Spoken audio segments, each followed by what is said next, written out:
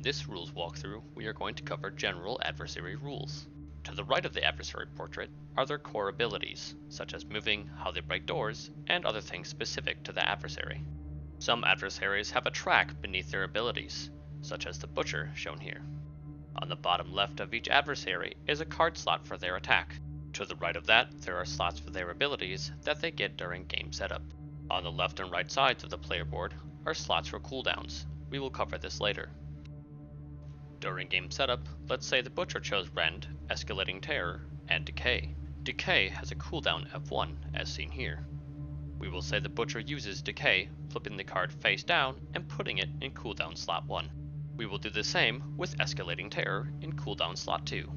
At the end of the adversary turn, we move all face-up abilities in cooldown slot 1 to the active area underneath the player board. We then do the same for all abilities face-up in cooldown slot 2, moving them to cooldown slot 1. Lastly, all abilities in both cooldown slots get flipped face-up. This means that Decay will become available at the end of the adversary's next turn. Escalating Terror will take a bit longer and moves over to cooldown slot 1. Step 3 is skipped as there are no face-down cards in the cooldown slots. After another adversary turn, Escalating Terror moves back below the player board to the active area. Turning our attention to the board, we will now discuss movement. Adversaries are not impacted by dark spaces like the Investigators, and only cost 1 movement point per space. However, when they travel through windows, it costs them 2 movement points, and they need to place a noise token on that window. However, the adversary only needs to place a noise token if there isn't one already on the window. This allows the adversary to travel through a window multiple times to create a distraction. Each adversary also rolls a sprint dice for their movement, to add some guesswork into where they may be. Note that the adversary may move through or even end their turn on a space with an investigator on it.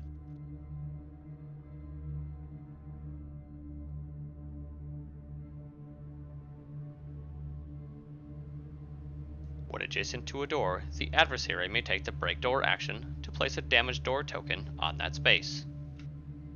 If there is already a damaged door token on that space, they replace it with a broken door token.